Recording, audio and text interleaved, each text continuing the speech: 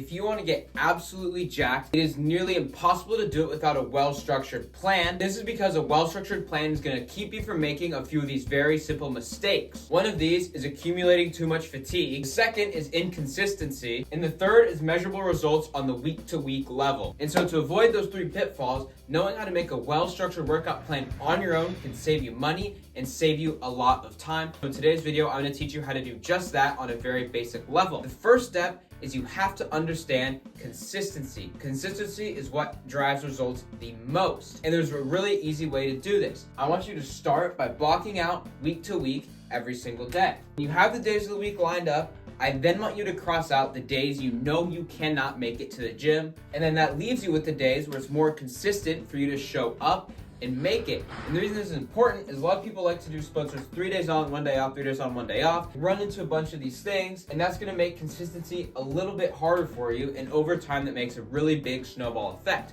Another reason why I just do it on this week-to-week basis is that doing 3 on to 1 off gets into that fatigue realm very, very fast. And in my own experience, in other people's experience, going 5 days on to 2 days off is usually almost always better. But there's many ways you can do the same thing. If you only have 4 days, doing upper, lower is gonna be really, really great. But all of this doesn't mean anything until you watch this full video to understand the full context. So let's say we're doing 5 days a week, and this is very attainable for people that are really, really determined. The next most important thing after consistency is having a goal.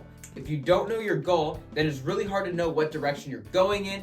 And if you know what direction you're going in, it's really easy to make exercise selections in priority. Most people's priority is just to look better and have an aesthetic physique, which is totally cool. And how you're gonna do that is actually just through growing muscle. So your selection doesn't matter too much because it's actually just that loading eccentric phase that's gonna build the shit out of your muscle. And you can actually get away with not benching or anything. If your goal is athletic performance, you want a little less of that eccentric stuff. You want to start including isometrics and plyometrics. So the big thing here is know what your goal is. For the purpose of this video, as most people are going to be watching for, we're going to be going for aesthetics and general physical preparedness. General physical preparedness is a goal that many people have when they get into the gym, just to be generally healthy, generally stronger, and look a little bit better. That just means getting your compound lifts up, looking a little bit better, maybe losing a little bit of weight if you have to do that. It's nothing very hard, so we're gonna mesh that with the aesthetic training philosophy. So when we're planning around compound lifts for something like GPP or athletic performance, the compound lifts are where the most fatigue happens in a workout, and they are almost really the most functional of the exercises. So that's how you want to start these off. There's many choices you have between pull-ups, deficit push-ups, bench press, squats, whether it's belt or barbell, deadlifts, so on. Anything that requires multiple joints moving at the same time is a compound lift. And these are generally better to place at the front of a workout because they're the most fatiguing. They have the most stimulus, so you want to get that in early. And they do have the most fatigue, which is something you have to manage, but having a plan is how you do that. So over a 5-day week, let's start prescribing each day with a compound lift. Since you just want general aesthetics, you need to kind of hit everything generally evenly. An incline bench on the first day, they really get the chest working. On the second day, we're gonna do something that's more of a pull thing, like a pull-up. On the third day, we're gonna leave it for legs, and we're gonna be hitting an RDL. And we're gonna have our rest period, which I'll get into later, between these days and between the 5th day and back to the first day. So for these 2 days, we're gonna actually double up on compounds just to really get the most we can, since the fatigue demand for the next rest day is lower than having these 3 days in a row. So on the 4th day, we're gonna have a barbell row and a push-up.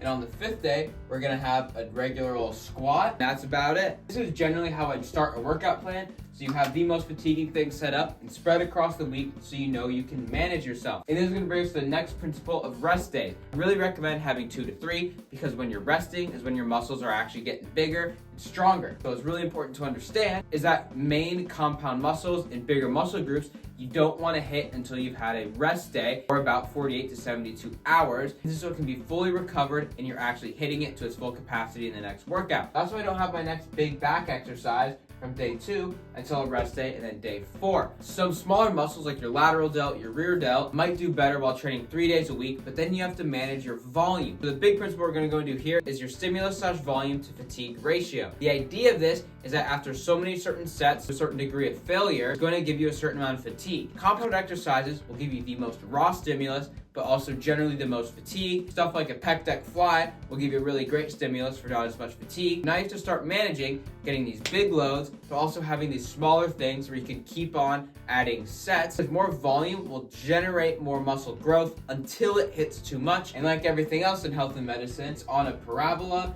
and there's a point where there's too little and there's too much, and you want to be somewhere right here in between. And the only way you can figure that out is kind of by testing things yourself. Start a little bit lower in volume on your workout, and if you feel like you can take more as a couple weeks go by, add another set or two per workout and keep building it like that. And now to add another set or two per workout, you need to have your full workout figured out. The way I want you to do this is take all your major muscle groups and then make sure you get at least 8 hard hitting sets per muscle group. And a hard hitting set is something we call a working set. A working set is something where until you push 3 reps in reserve or 3 reps till you fail to absolute failure. These are the sets you actually measure. Warm-up sets don't really count as they don't provide too much fatigue or too much stimulus anyway. So by trial and error, you have to figure out your body's volume capacity, start low and build it up. And if you feel it get too high, knock that right back down. Do not try to push through something that you can't endure, because you're just going to be wasting your time and getting in your own way, which is super frustrating. And to backfill the rest of the exercises, you have to follow that rule,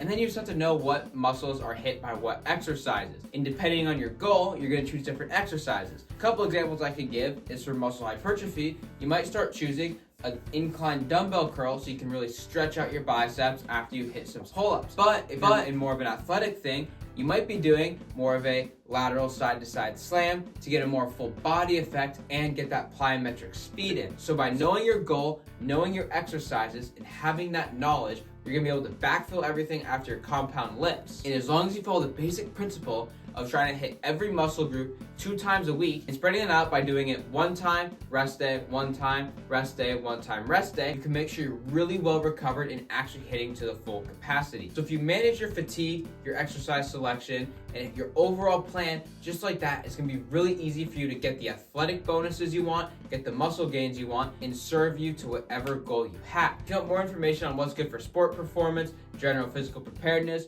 or growing muscle, check out my channel for more and subscribe for more content. Comment what you want to hear next. Thank you all for watching.